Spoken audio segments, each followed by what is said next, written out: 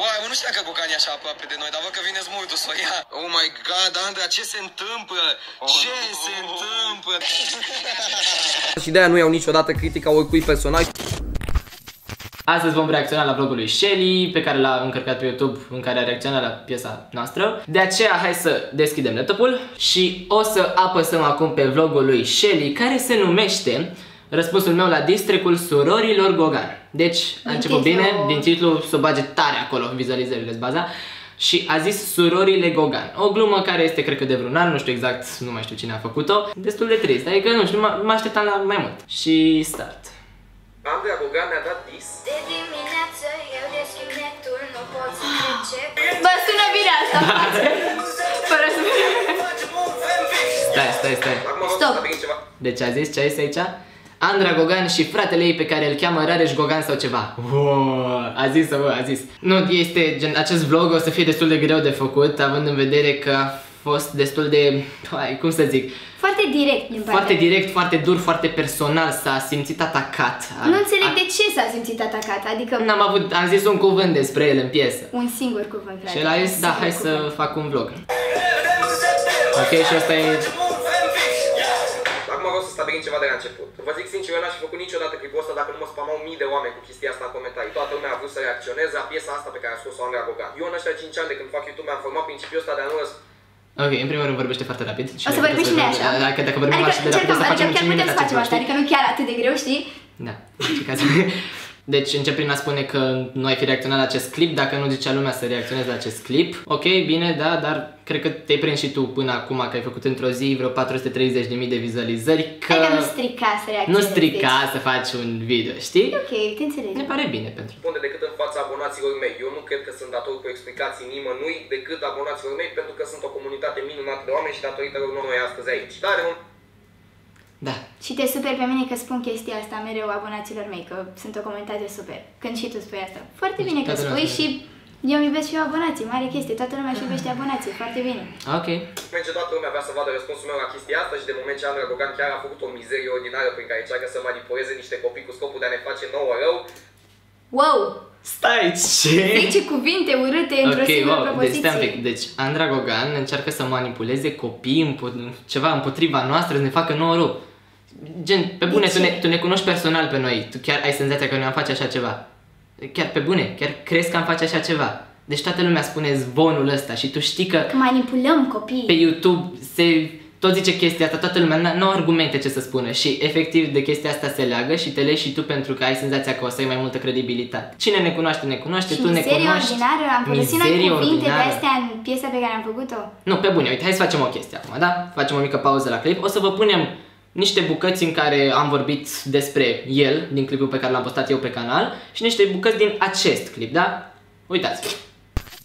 Eu nu cred că m-ați văzut pe mine vreodată să instig la ură sau să încurajez violența și așa mai departe. Tu și frate, tu, foarte penibil, ești monstruos de penibilă că Andra Gogan chiar a făcut o mizerie ordinară prin care încearcă să manipuleze niște copii cu scopul de a ne face nouă rău. Vloggerii sunt super talentați și gen ei au succes cu foarte multe chestii. Nu trebuie neapărat să ducă către direcția aia ca să aibă succes. Bună tuturor, eu sunt Andra Gogan și evident că exact același lucru a încercat și aici, doar priviți mizeria asta. Pur și simplu să fie puțin mai atenți ca, nu știu, contentul lor care oricum este foarte tare. Eu am o problemă apărat cu tine la TV și de-aia emisiunea aia de care mi-ai scris tu la TV, acum e doar cu 5 Gang și tu nu mai ești acolo. Pur și simplu am vrut să-i transmitem un mesaj și am crezut că așa este cel mai eficient. Am încercat să manipuleze în modul ăsta foarte ieftin și jegos copiii. Da, adică nu am făcut-o cu ură pentru ei, pur și simplu noi într-un fel sau altul apreciem fiecare ce face, că se străduiesc fiecare are contentul lui și...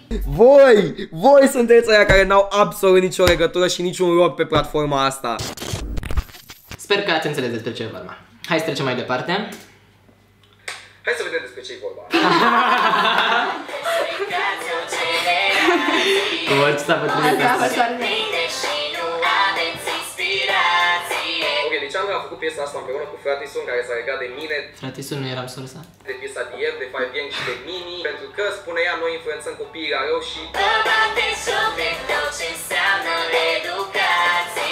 ne batem joc de tot ce înseamnă educație. Ok, poate n-am avut eu până acum ocazia să clarific chestia asta cu voi. Canalul Shelly e un canal de divertisment. Scopul meu nu e să educ copiii, scopul meu e să fac divertisment. De educația... Scopul... Nu cred că există prea mulți care fac vloguri pentru educație pe YouTube. Dar majoritatea fac divertisment, în sensul în care, da, e logic că faci divertisment. Logica noastră nu a fost că tu trebuie să-ți educi copiii care se uită la tine să facă nu știu ce. Nu. Este vorba doar despre faptul că orice postezi, divertisment, caterincă, ce folosește toată lumea cuvântul ăsta ca să scape, da? Trebuie chestiile astea, după părerea noastră, să încerci într-un fel sau altul să ai grijă pentru că se uită și copii. Asta era ideea. Nu că se uite copiii la tine, că se uite și copilașii. În abonații tăi, sigur, probabil știai și tu, dar noi am vrut să-ți reamintim așa. Se uită și copii. Și noi voiam să zicem, bă, tu știi că se uită așa de mulți copii. Dacă știi că se uită așa de mulți copii, de ce pui o piesă de aia? La Caterinca, la orice copii tot o aud, știi? E ideea că cumva îi influențezi și tu. Ăsta a fost mesajul piesei, da, nu a vrut lumea să-l înțeleagă prea mult. Iar dacă abonat al meu, indiferent de ce vârstă ai, ar trebui să ocupe maică ta și cu taică tu și cu profesorii tăi, în niciun caz eu. Eu înțeleg foarte bine responsabilitățile care vin odată cu faima asta online și niciodată nu am încercat să manipulez abonații sau să influențez să facă ceva rău. Eu nu, n-am zis niciodată că manipulezi în rău oamenii sau ceva, nu, pe bune. Chiar nu ai făcut așa ceva. Noi ne uitam la vlogurile tale și părinții chiar te apreciam foarte mult, credeam că ai o altfel de mentalitate, știi? Dar după acest clip ne-am răzgândit. Da, ne-am schimbat total. Hai să trecem mai departe. cred că m-ați văzut pe mine vreodată să instig la ură sau să încurajez violența și așa mai departe.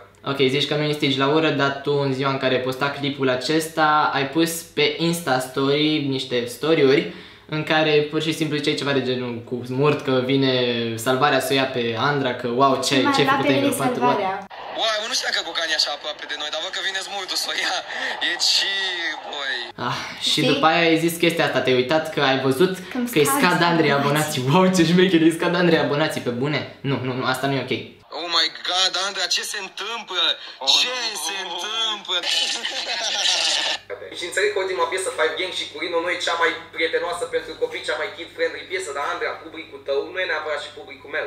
Nu, noi nu am spus că se uită copiii care se uită la noi, se uită la tine, nu am zis că se uită și copii. Iar acești copii au văzut acea piesă scoasă de Five Gang, DM, și noi nu credem că este prea ok. Trec la piesa asta, ne-am referit și la mesajul ei. Ok, trecem mai departe. Abonații care se uită la mine de mai mult de 2 zile, cred că înțeleg perfect că piesa e doar o glumă și că în niciun caz nu încurajez pe nicio fată să trimită poze nude la oameni. N-ai zis nimeni așa ceva. Acum câteva luni chiar am avut o colaborare cu Salvați Copiii și am fost acolo și am vorbit despre chestia asta, tocmai încercând să educ anumite persoane care li se pare că e ok să nu trimită poze nude la oameni. Aia a fost ceva educațional. Piesa asta e divertisment, e caterincă. Știu că tu nu prea înțelegi caterinca. Dar uite, tu o ții pe asta cu Caterinca. Nu e ok. Toată lumea zice asta. Era la Caterinca. Ce districul? Era la Caterinca, era la Caterinca. Poate când și toată lumea a făcut când toată lumea a făcut districuri despre toată lumea și nici nu neapărat ați anunțat acele persoane că faceți district. Exemplu. Pe noi nu ne anunța nimeni că făceați voi district. Ai zis, e la Caterinca. Și nu s-a întâmplat nimic. Cum era să reacționăm noi atunci când voi ați făcut districtul ăla?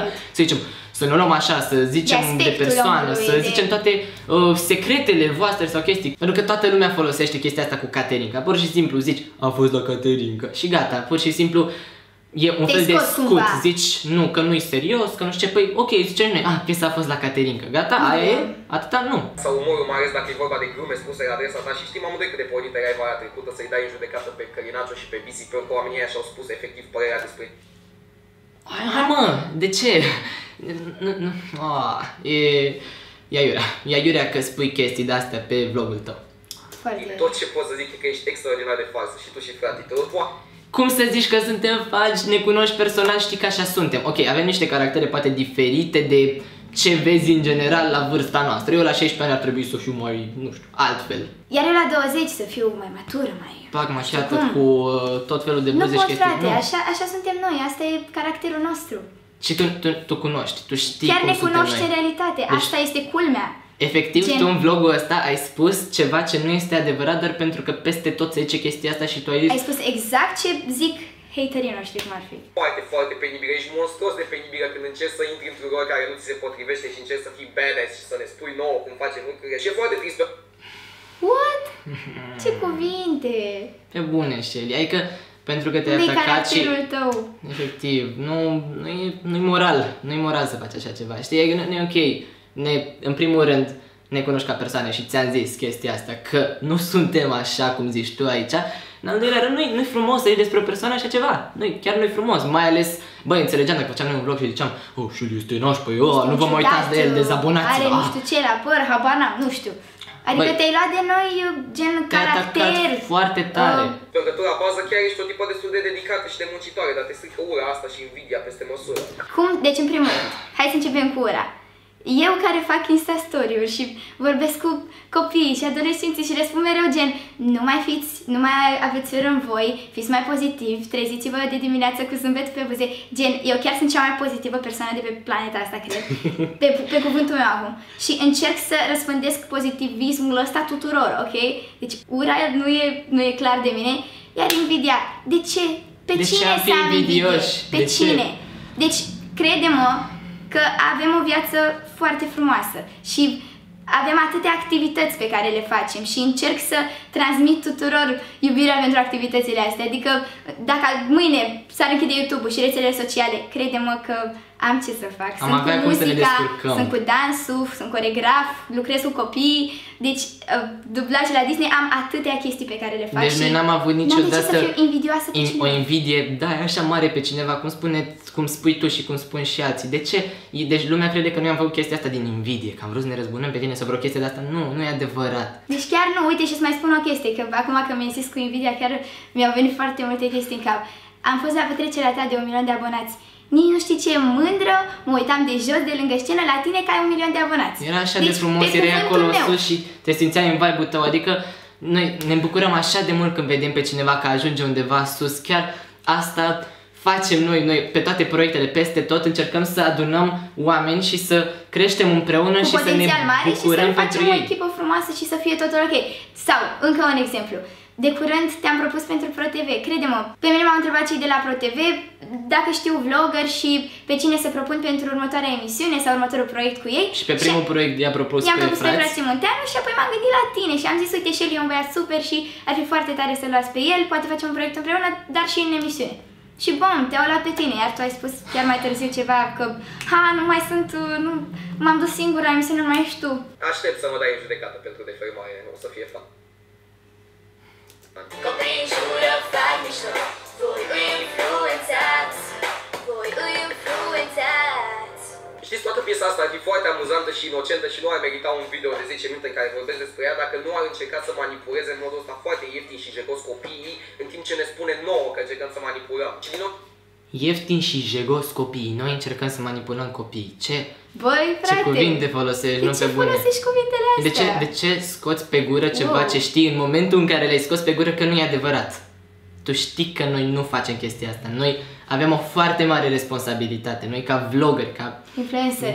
Și tu și noi pur și simplu nu putem să manipulăm. Nu putem. Nu e ok. Noi influențăm. Tu știi că peste tot se vorbește despre chestia asta. Noi avem o mare bază de hate, să zic așa. Deci avem nițel hate pe chestia asta cu manipularea. A ajuns un zvon la un moment dat cum că noi am manipulat și toată lumea a înțeles greșit termenul manipulare. Nu se manipulează nimic. Noi ne spunem o părere. Dacă ei sunt de acord cu părerea noastră, se influențează după părerea noastră și de asta nu înseamnă manipulare. Manipularea ar însemna ceva de genul: voi, da? Voi, grupul meu, fanii, da? Abonații ce sunteți? Duceți-vă acolo, comentați chestia aia, scrieți orice. Asta e manipulare, da? Nu ce facem noi. E foarte, foarte trist că mulți au pus botul și chiar nu și-au dat seama ce încearcă să facă. Ei, uite, în cadrul ăsta niște copii se uită la un video cu Mimi în care citește un fanfiction. Pardon, sunt manipulați de către Mimi. Uite, acum arată. Nici nu m-am uitat la video. Am văzut thumbnail-ul, am zis că este gen... cel mai, cum să zic, reprezentativ video. Exact. Da?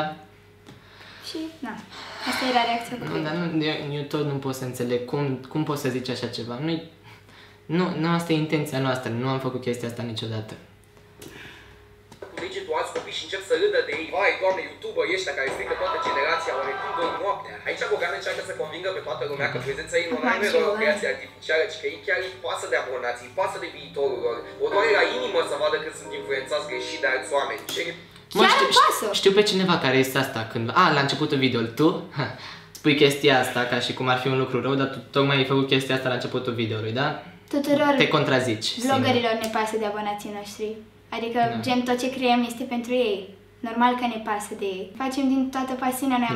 Noi personal, chiar noi doi am început de la 3 ani lumea asta artistică și când am descoperit și YouTube-ul, ne-am bucurat, nu ne-am gândit la nimic altceva, pentru că pur și simplu vrem doar să dăm ceea ce știm noi și ne place când vedem copii, când vedem adolescenți veseli pe stradă, asta ne place, asta... Că fac activități și fac chestii. Când merge Andra la un concert, uite, mai merg și din când cu ea la concerte și văd acolo toți copiii care sunt fericiți, care dansează. Și aia este bucuria noastră, nu ne interesează nimic altceva. Deci de asta noi facem content pentru ei și ei sunt cei mai importanți pentru noi, înțelegi? O doare la inimă să vadă cât sunt influențați greșit de alți oameni. Ce nu dă 2 bani pe abonaților. Eu vă spun că e urât din partea ta. Țin la voi și la viitorul vostru, dragii mei. Nu faci asta absolut deloc și asta mă deranjează cel mai mult la tine și la toată piesa asta. De fapt, nici nu e piesă, e un cover după altă piesă. Faptul că încerci să mimezi că-ți pasă de abonați și tu de fapt chiar nu dai 2 bani pe copiii care se uită la tine. Am mai explicat asta. Să nu uităm că de repetate rânduri ai încercat să te folosești de ei ca să faci rău altor persoane. Wow! What? M-am folosit de copii ca să fac rău altor persoane. Deci pe bune asta transmis tu, da? Ăsta e mesajul pe care îl transmiți tu. Noi manipulăm copii. Ține cineva minte drama cu Valentin? În primul rând, Valentin... Am șters video ăsta. Nu se ține de promisiuni și mai deja... Recunosc că aici am fost destul de rănită pentru că Valentin îmi era prieten și era în echipa noastră și brusc s-a întors împotriva noastră și asta m-a uimit și m-a șocat și de-aia am simțit să fac video ăsta, dar am șters, pentru că mi-am dat seama că e o greșeală. Știi? Asta se întâmplă de multe ori, din păcate, ești prieten cu cineva, îi mărturisești tot felul de lucruri și la un moment dat, când pică, când e momentul ăla bun acolo cu vizualizări și chestii, se întoarce împotriva ta și spune efectiv tot ce știe despre tine. Fără supărare, dar chiar asta ai făcut-o și nu... Ne-ai fost prieten și asta ai făcut-o acum. Foarte tare. Bineînțeles că ai șters video-ul ăla când ai văzut că ți-i hate și bineînțeles că eu l-am găsit. Au venit pe... Nu de-aia l-am șters pentru că mi-am dat seama că nu e ok. Pur și simplu. Ne-am reuitat pe clip și ne-am dat seama că mesajul și tot era mult prea dramatic. Să mai spun o chestie, hate-ul pe mine cel puțin nu mă afectează pentru că sunt foarte pozitivă. Știu, da, ai fost, dar măcar bine că ești ok acum. Și pe mami, da. Dar crede-mă că sunt foarte pozitivă și perseverentă și când îmi doresc ceva cu adevărat, fac tot posibilul. Hate-ul nu o strică, adică niciodată nu am făcut o chestie de la hate să zicem, n-am făcut de la hate să fie supărată sau să intre în depresie sau vreo chestie asta, nu. Clipul ăla l-am șters, chiar eu cred că l-am pus pe privat, pentru că m-am reuitat pe el după câteva luni și mi-am dat seama că nu e ok. E ok, pur și simplu nu merita. Nu merita atenția noastră. Nu merita. Aveți grijă la Valentin. De ce tot pe video ăsta? Ai o pasiune pentru acest video? Îi plăcea că e al negru. Da. Nu este așa cum pare. Spoiler, copii, dacă cineva încearcă să vă convingă de un anumit lucru punând un filtru alb negru pe imagine și o muzică din aia ostentativă de pian pe fundal, nu are niciun fel de respect pentru voi și vă insultă inteligența în ultimul hal. Ce? Și țin minte de video ăsta că eram în camera de hotel, aveai un meet sau nu știu ce aveai în București și ți l-am arătat și ți-am zis ce părere ai despre video ăsta. Deci chiar eu, crede-mă că te respectam foarte mult și gen de-aia te-am întrebat și tu ai zis, bă, nu e cea mai reușită idee, dar acum na. Bine, ok, bine, sincer, recunoaștem că acel video nu a fost wow, a fost dramatic, cu pian, cu al negru, am încercat de ceva. Aia chiar a fost o greșeală. Scuze. Argumente? Nu, se uite copii ușor influențabili la mine, cred că pianul e suficient, Bună tuturor, eu sunt Andra Gogan și evident că exact același lucru am încercat și aici, doar că fiți mizeria asta. Voi. Mizeria, frate. De ce folosești cuvinte de astea? Ți-am insultat munca vreodată. Adică noi chiar am muncit la video ăsta și tu muncești la videourile tale și mereu ți-am apreciat munca, crede-mă că în concerte... Să zici mizeria asta, să zici mizeria despre ceva atât de muncit. Cum să spui mizeria despre ceva și tu știi cum muncești la un sketch sau la un video, gen... Cum să zici mizerie despre ceva ce au făcut niște influenceri ca tine care muncesc și tu știi cel mai bine cum muncesc influencerii și ne știi pe noi cel mai bine. Ok.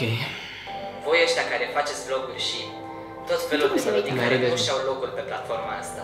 Nu vă gândiți la ce rămâne în mintea copiilor care vă urmăresc?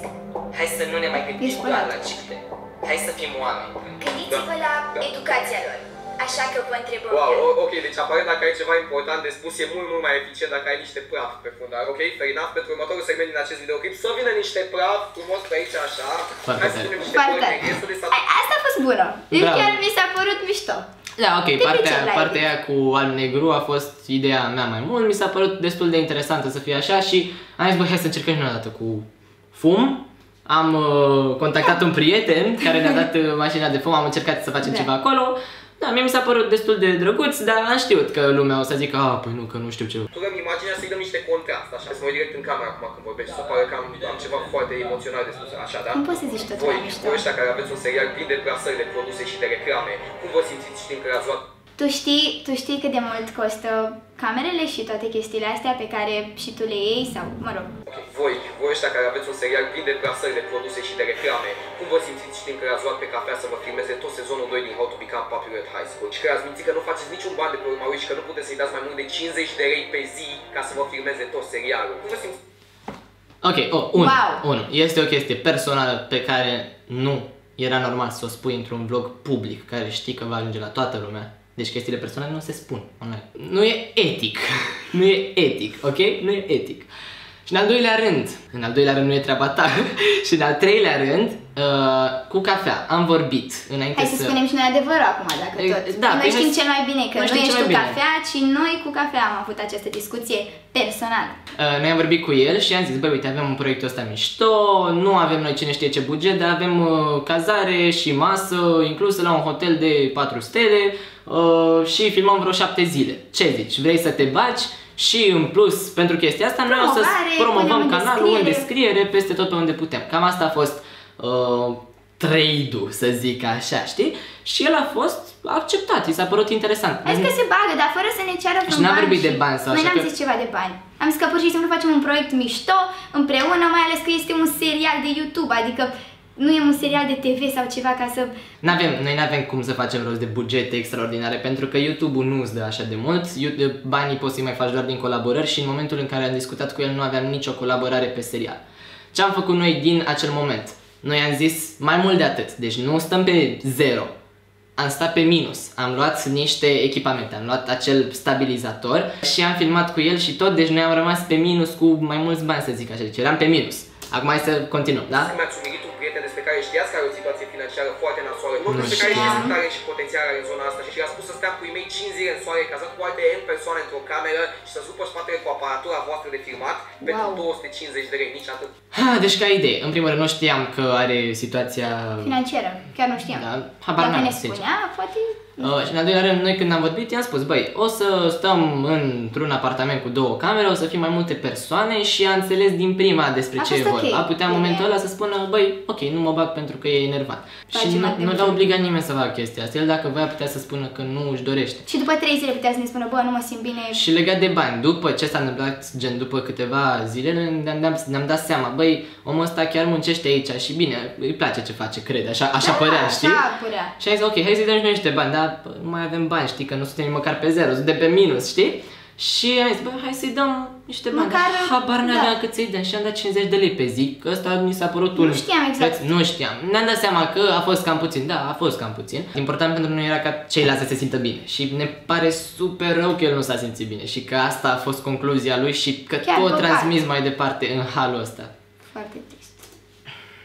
Cum vă simțiți atunci când ați cerut un beat de la Expo și ați vorbit cu omul ăla și ați spus nu, noi îți dăm banii după, întâi să vedem ce faci și voiați ca să semnați un contract? Iarăși asta cu Exploit, nu, iarăși nu-i normal, era o chestie între mine și el și Andra. Nu era normal, ok, hai să zicem că poate ți-ai soție că sunt despre nu era normal să o pui pe net, personale, frate, era o discuție pe Facebook Messenger, efectiv era o discuție, nu-i normal din partea ta, nu-i frumos să pui chestiile astea personale pe internet. Atât am de spus. Extraordinar de corect și omul s-a pus, a făcut beat-ul și după aia a spus că ați găsit pe cineva mai bun și că nu mai aveți nevoie de beat-ul ăla. Nu, treaba n-a stat așa, treaba a fost așa. Eu l-am contactat pe om, el a avut o săptămână în care a zis, da, uite, acum fac eu melodia, nu știu ce, și după aia n-a mai reușit, nici n-a mai dat de el, nici n-a mai... Era ocupat. Era ocupat omul și nouă ne-a venit o ofertă din partea unei alte persoane care zice, bă, uite, eu aș vrea să vă fac beat-ul ăsta și aș vrea, în schimb, doar promovare. Și logic, ca orice persoană normală, Frate, Am ales barterul. vrei mai degrabă un barter, știi? Ideea este că Explorer nu ne-a mai răspuns cu nimic, noi nu știam că el s-a apucat și nici nu cred așa de mult că el s-a apucat, nu am atâta siguranță în ce spui tu aici. Ideea este că, da, ne pare rău dacă i-am făcut o fază nașpa prin chestia asta, dar asta. Dar eu nu țin minte să fi primit vreun bit de la el. n-am primit niciun bit, absolut nimic. Omul dacă se apuca, cel mai probabil ne dădea și niște modele, să vedem, băi, uite, m-am apucat. Ca să știm să nu mai vorbim cu alții. Da, dar asta este mesajul pe care îl transmite mai departe. În care ai scos mizeria asta și te-ai dat super revoltată de tot ceea ce fac eu, știind că cu câteva zile înainte mi-ai scris super friendly, hei! Stai un pic, super revoltat, n-a fost nimeni super revoltat de ce ai postat tu, pur și simplu am încercat să transmitem un mesaj și ca mesajul să aibă o valoare mai mare, am dat un exemplu, de fapt 2 exemple, tu și mine, atâta, da, nu dar tu în general. Nu ne-am referit strict la voi, ne-am referit în general la anumite clipuri care sunt postate pe YouTube, dar nu la contentul tău, pentru că și tu ai făcut un clip de okay. 10 minute în care efectiv ai adunat toate informațiile pe care le știai de rău de noi și tot hate-ul pe care îl știai într-un fel sau altul despre noi. Și simt că încă întreb lumea chestii confidențiale despre noi, adică doar ca să afli chestii rele și să le transmit mai departe în public, pe bune asta face un influencer adevărat și corect, cum zici tu că ești? Nu. Nu e ok. Hai să apărăm împreună la Pro TV. Ok, aici ai pus un screenshot cu conversația cu Andra. Iarăși, nu e etic, nu e moral, nu e ok. Și da, ea te-a invitat pentru că și de la Pro TV m-au întrebat gen, știi vlogger, cum ți-am zis și la început, iar am zis, băi, după Frații Munteanu, eu zic să-l chemăm pe Shelly la Pro TV în emisiune și poate facem și o chestie drăguță cum am făcut cu Frații Munteanu. Și ce s-a întâmplat? Tu acum te-ai și laudat pe aici. Ai refuzat să facem împreună. Nu e nicio problemă, am înțeles. Văd că acum o săptămână nu aveai absolut nicio problemă în a te asocia cu mine și la apărarea TV.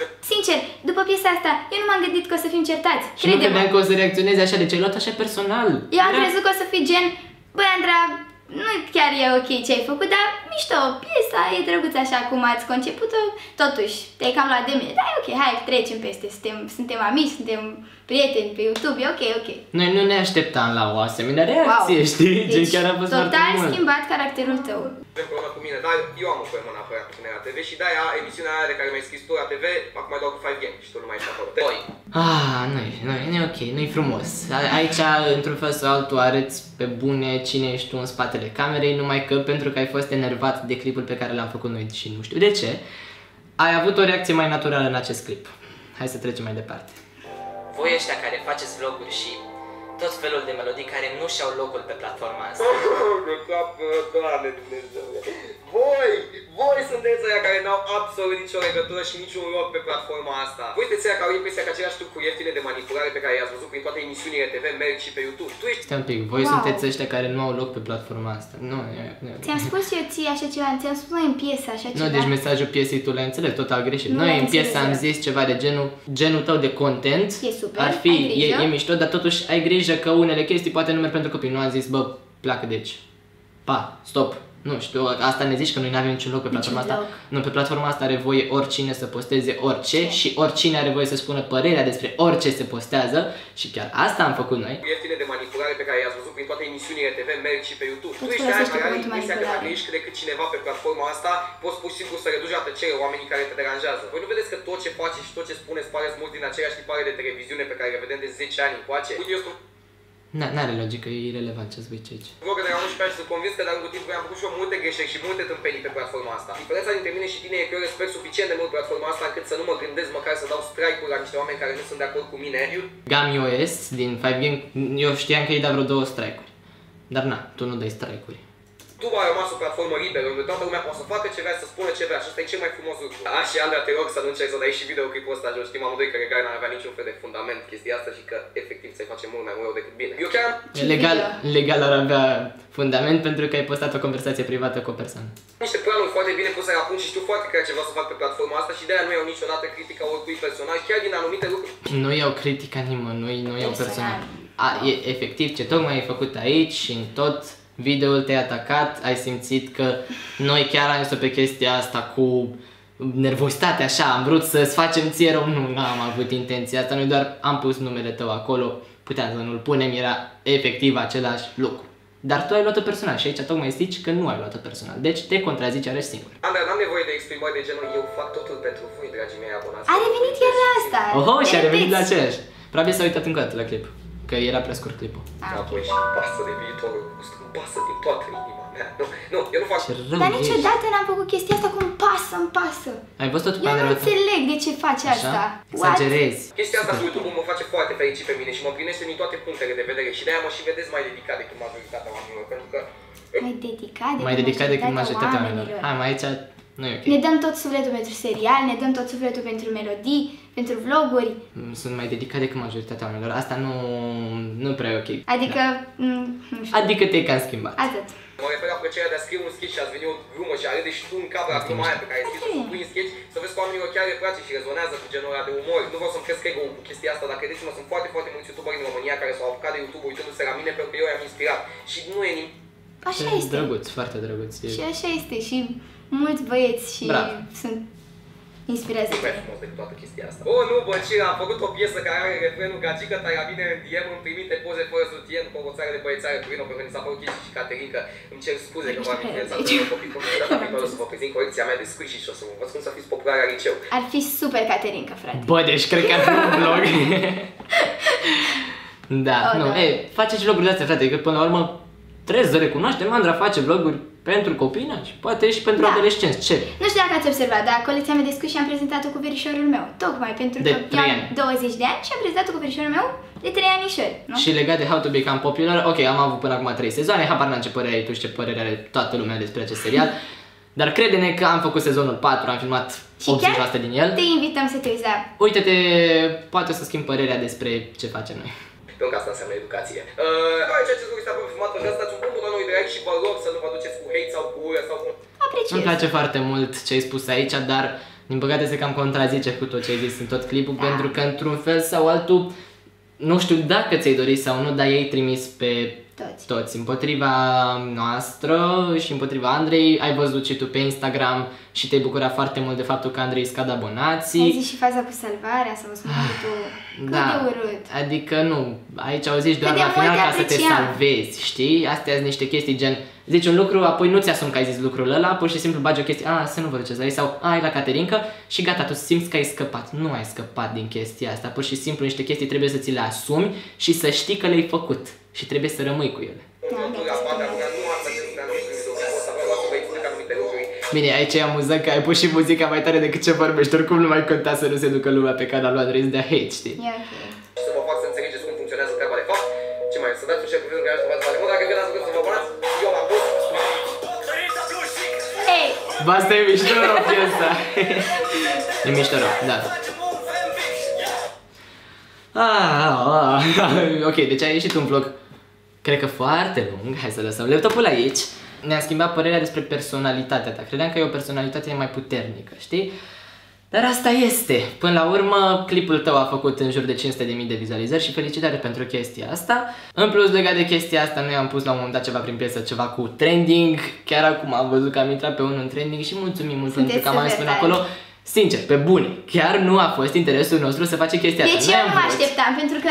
Niciodată nu intrăm în trending. Sincer, da, deci chiar muncim foarte mult și noi intrăm și am zis gata, hai pa trending. Trending-ul nu-i de noi, știi? Da. Și ai zis, ok, hai să facem mesajul ăsta, să vedem dacă ajunge la lume, dacă îl percepe. Și ne-am făcut special un mesaj pentru vlogger, nu l-am făcut un mesaj pentru a strânge vizualizări. Chiar ne gândeam, frate, oare să aibă vizualizări? Și dacă nu, măcar am muncit. N-are ce contează, credeți-ne că ne spuneam unul altuia și dacă nu o să fie bine, nu o să fie bine, tot e bine că l-am făcut cu tot sufletul și gen facem asta din pasiune și... Am stat până la 4 dimineața, cred că timp de vreo 2 săptămâni să editez, pur și simplu m-am dedicat super mult și faptul că tu spui că acest clip este o mizerie este foarte urât pentru mine, nu mă faci să mă simt ok și eu nu cred că te-am jignit noi atât de tare punându-ți numele într-un vers, într-o piesă, și nici atât de tare. te-am jignit vreodată. Ai folosit cuvinte foarte urâte, foarte urâte. Nu e ok. Pentru ce? Cam asta a fost pentru astăzi. Dacă ați ascultat până la final, mă bucur foarte tare. Sperăm că lucrurile o să se rezolve și sperăm că nu o să mai vină certuri de astea între vloggeri, pentru că noi chiar suntem o echipă, ar fi trebuit să fim o echipă. Eram o echipă. Așa că vă salutăm pe toți, sperăm că ați înțeles și punctul nostru de vedere și pe data viitoare.